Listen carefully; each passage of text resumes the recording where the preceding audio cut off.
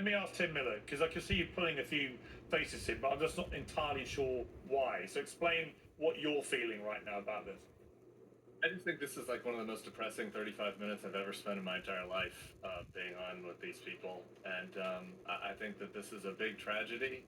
I think in a liberal democracy, that we all should agree that people are responsible for their own actions, that people should be held accountable for their own actions as individuals.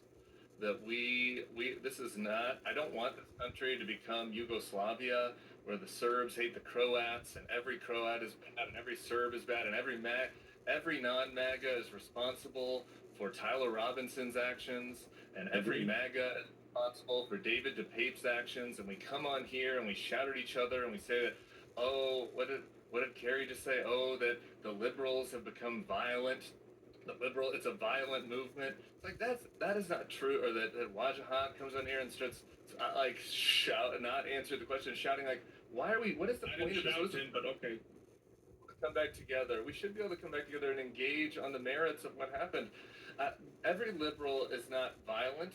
I know lots of liberals. I talk to a lot of liberals. A lot of liberals don't own weapons, don't want to have weapons, preach peace. There were obviously a lot of Christians and MAGAs and conservatives that preached peace yesterday, including Charlie's wife. Like, we're going to come on here and smear everybody from the other side and incite and have Eric come on and say, I'm angry and I want to go at war with the left. I'm sorry. I'm signing out from all this. I'm checking out from all of it. Tyler Robinson, what he did was horrible, and he's responsible for his actions. People are responsible for their words if they're lying, and they should be called out for it. But like, why are we doing this? I mean, Megyn Kelly yesterday was tweeting at me. Carrie retweeted it. She said to me, you gleefully canceled all of us for 5 years. One of yours killed Charlie, and then you laughed at our pain. But Carrie just said they did this. She used the word they. I didn't do any of that. I didn't laugh at Charlie. I didn't kill Charlie. I don't take any glee in his pain. It's really affected me emotionally in a pretty deep way.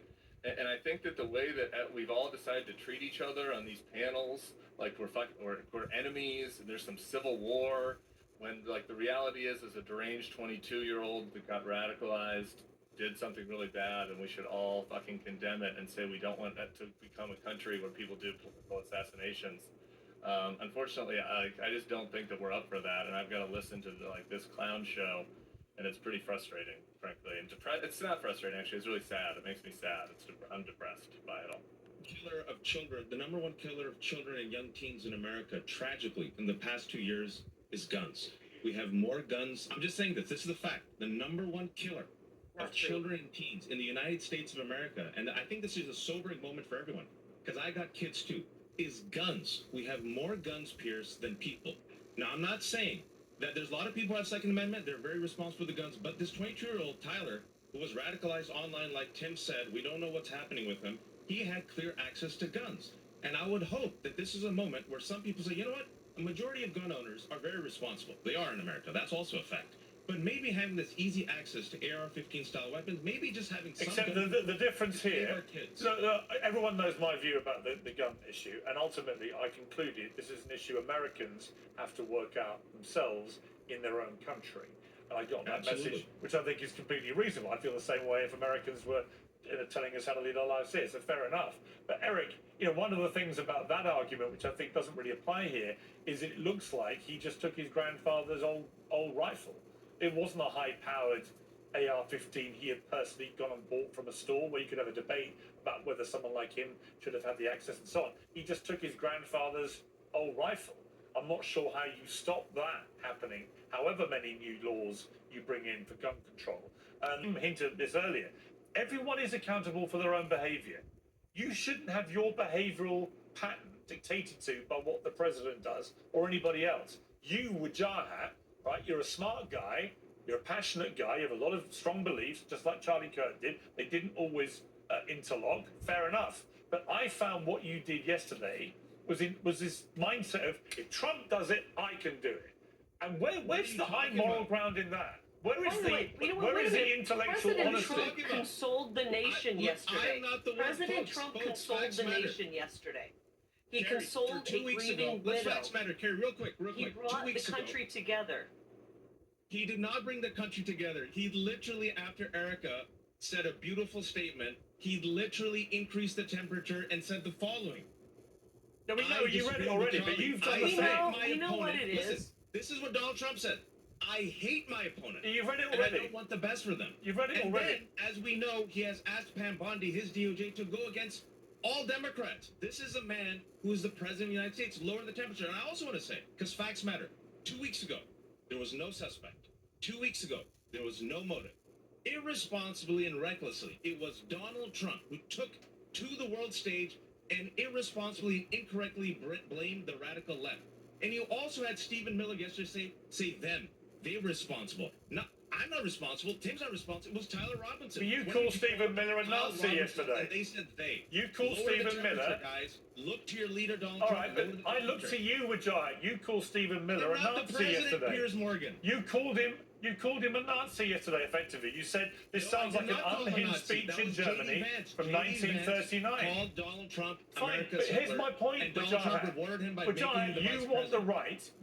right to brand Stephen Miller a Nazi in the middle of his speech at a memorial service, and then whenever you're challenged about you raising the temperature to such ludicrous levels of comparing people on the Trump MAGA right to Nazis and Hitler and so on, whenever we say to you, well, why are you doing that? You say, but Trump does this and Yeah. Trump does that, No, and no, Stephen not Miller does really. this. What No, you that- don't you're- do he's is right. what you He's don't right. do is look That's at yourself exactly and what go, you're doing. how should I behave? I don't think it's appropriate for you to be calling people Nazis on stage at a memorial service. So, Piers, do you think it's appropriate for the president of the United States, who's far more powerful He than just me, did it the guy again. who tries to It's lead you it, I'm talking to to. reduce He the just did stakes? it again. It's you. Furthermore, I did not call Donald Trump America's Hitler. That was RFK. No, and you J.D. called Vance, Stephen and Miller he a rewarded Nazi. them with influential positions.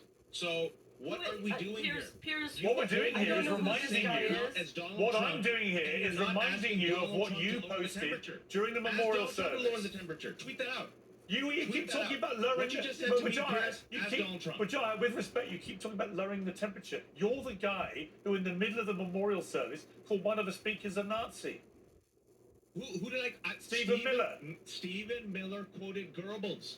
He quoted So you Goebbels' think he's a speech. Nazi? And he, by the way, is in the Trump administration. You think he's a So Nazi? speaking about not lowering the temperature, Is he a why did Nazi? he quote Goebbels' speech? Is he a Nazi? I call him a Nazi, but he did quote Goebbels' speech. Is he a Nazi? That's terrifying. Okay, is he a Nazi? No, he's not a Thank Nazi, you. but he seems to love Nazi Okay, thank talking you. points. They're probably slightly contrary to the message that Erica Kirk was conveying yesterday so powerfully, which particularly was powerful given that she was still obviously in enormous grief, lost her husband just a few days before. I thought the message she wanted to convey clearly was one of forgiveness. And yet here are you, Eric, for reasons I completely understand, in the same way that I understand why Donald Trump says he hates his opponents. And I like people to be honest about how they're feeling. I think it's important. But do you not think there's a conflict between your desire to be full of anger and want to make this a political battle now, and Erica making it clear that she had found it in herself to forgive this person? Erica is a better Christian than I am, Pierce, no doubt about it, and she will probably forgive the shooter. I'm not ready to do that. I'm not sure TPUSA will be all about, forgiving people who are killing people on our side. I think that you're going to see TPUSA becoming a major, if they weren't already, they will become probably the most efficient, most effective political force on the planet. Money is just flowing into this group. I don't think it'll be all about, let's forgive our opponents and let's But I forgive think- our people who are killing us. I have to stand up for Erica right now. I think there's a difference. I know there's a difference between forgiveness and let's let the guy go and not have any accountability. No, I I didn't know mean that. Yeah. Erica wants justice. I mean, forgiveness is, as I said in the interview earlier, it's a way to heal Erica's heart. If you're holding anger, and I sense the anger, I feel it from you, Eric, and it's totally understandable. But when you're harboring that anger, it hurts you more. And so Erica has to be able to free that and allow herself to forgive. And then justice shall come. Under no circumstance will the person who killed Charlie Kirk be let go and not seeking justice. The harshest justice will occur, and that's going to happen. Christian Pierce, you asked him why was he a scumbag yesterday by live tweeting and saying horrendous things on I didn't Charlie say the word Kirk's scumbag. memorial. That was Carrie. Yeah, Carrie, no, listen. I lying called is a you sin in that. Christianity. Carrie, lying is I a sin in called you Christianity. that. So let me respond. Let me respond. No, Lying is a sin I in called Christianity. you that. And I why also did you believe do in that Jesus, yesterday? and Jesus doesn't like liars. All right, now let's listen to this real quick. The person who used the word scumbag, and this is where I'm going to say I defended Charlie Kirk because he is a free speech maximalist. In his life, Charlie Kirk used his words to mock the living and the dead. He had every right to. He used the word scumbag to describe George Floyd, who was murdered by a cop. He had every right to. He said MLK was an awful person. He has every right to. He said he was against the Civil Rights Act. He had every right to. Charlie Kirk would also agree with me and other Republicans right now, including Ted Cruz, Rand Paul, other conservatives or those who are loved by conservatives like Tim Dillon, Ben Shapiro, in that the President of the United States, President Trump, the leader of the country and the leader of MAGA, should not abuse and use his death to do what? Abuse his powers to cancel critics like Jimmy Kimmel. I think Charlie Kirk, in his words, with his life, if we look at what he said, would say, you know what? My critics can debate me, they can mock me. His producer. On the cross, our Savior said,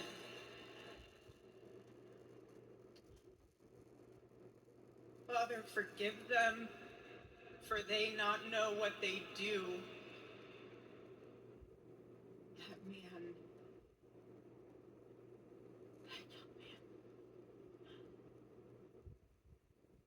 I forgive him. Not hate his opponents. He wanted the best for them. That's where I disagreed with Charlie. I hate my opponent. And I don't want the best for them. I'm sorry. I am sorry, Erica. But now Erica can talk to me and the whole group, and maybe they can convince me that that's not right, but I can't stand my opponent. Charlie's angry. Look at that. He's angry at me now. Notorious candidate for a Senate seat in Ohio, and it turns out that a former buddy of his has leaked some text messages that he sent in regard to Donald Trump dating back to 2016. Now, J.D. Vance was very critical of Trump. That's not a secret. But it turns out that he even compared Donald Trump to Hitler.